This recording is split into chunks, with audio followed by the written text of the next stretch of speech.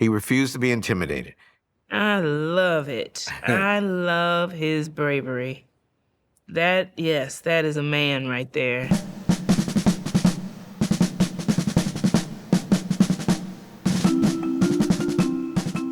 Arthur E. Hayter enlisted April 11th, 1917. And what's cool about that is that the United States entered the war, remember, on April 6th. Wow. Arthur jumped into the war 5 days later. He wasn't drafted, man. He enlisted. He chose to fight. We are not alike. And that's your father in 1965 while he was serving as a helicopter pilot. He looks very handsome in this picture. Your father was stationed just north of Saigon. It was a very dangerous assignment. Of the 40,000 helicopter pilots who served in Vietnam, more than 2,000 died or went missing in action. Yeah. It was very, very hard on my mother because she was left with 3 little kids. My brother was an infant, and she was only 25. You know, I mean, so that was terrible. Did you know that your grandfather received 4 honors for his service? No. The 1914-15 Star, the British War Medal, the Victory Medal, and the Silver War Badge.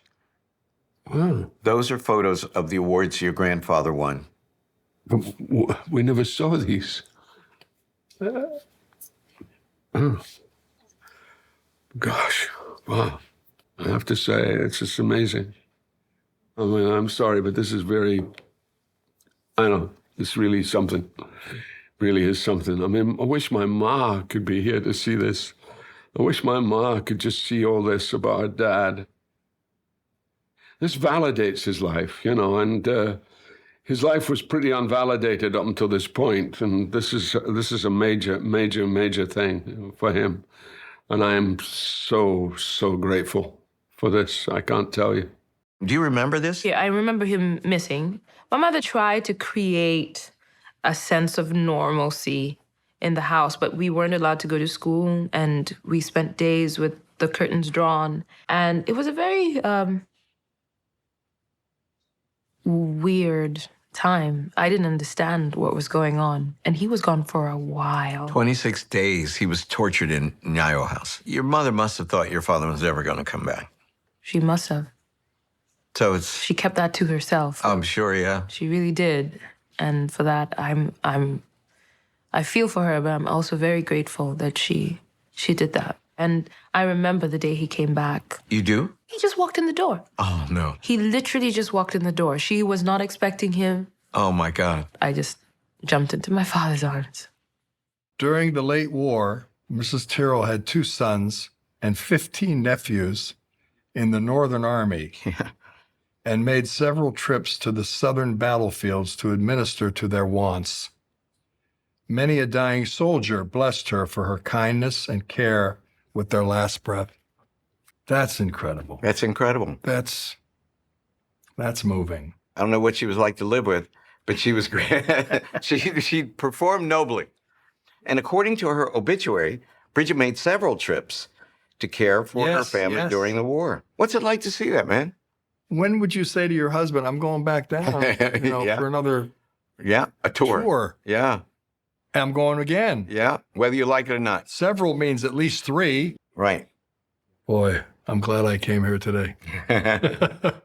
Dulcin Duke Company, 59 Regiment, U.S. Colored Infantry, age 18, enlistment, June 1st, 1863, at Germantown, Tennessee, term 3 years. So you know what that means? He fought. Dolphin, listed here as Dawson, joined the Union Army to fight for the freedom of our people. That is pretty cool. Did it ever occur to you when you were watching Glory that you might have an ancestor who fought with the U.S. colored troops? Never. That's empowering. That's a big deal. Yeah. We had already marched 3 days, putting in about 15 miles each day. My shoes were in terrible condition, with the soles worn through. Broken blisters on my feet caused much pain and discomfort. After each rest, I had to clench my teeth in order to hoist myself up from the bench to start walking again. That's my grandma's book that she wrote. Yeah. That I haven't looked at for decades and decades. And I was much younger when I actually read this book. So now at 44, thinking about how young she was, she really, I think, carried her family on her back. It's really kind of proud, you know, because, you know, like I've seen documentaries and stuff about how people were losing their houses and the Dust Bowl and coming to the end to find out that my grandfather owned his own store. Yeah, and home. Yeah. That's pretty cool. What would you say to Cirilo if you had the chance today? Thank you. You know, and like, thank you for giving us all a chance. You know, because I know a lot of people that fell by the wayside, you know, just trying to get to California. And you know, so we had a head start. You know, the family actually had a head start. Yeah, man, and nobody gave him that store. That dude paid his dues. Yeah, I'm proud of him. You know what you're looking at? That's my cousin. That's a statue of your cousin.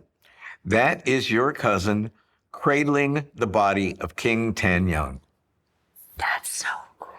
Did you have any idea that any of your ancestors would be famous for their actions? For their kindness. Yeah, for their kindness. No. That's really cool. What does having this information restored to you? What is that doing to you? All those people in those paintings, all those people you read about, those are our great grandpas and grandmas. And they paid the price and straggled forward and lost a lot. And I'm part of that. And it makes me feel connected to people, to the world. I feel proud to be a descendant of Christian Lauper and that he was a revolutionary and that he worked local, state to state.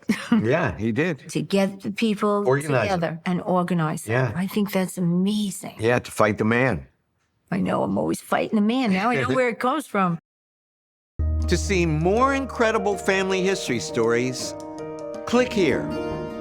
And thank you for watching.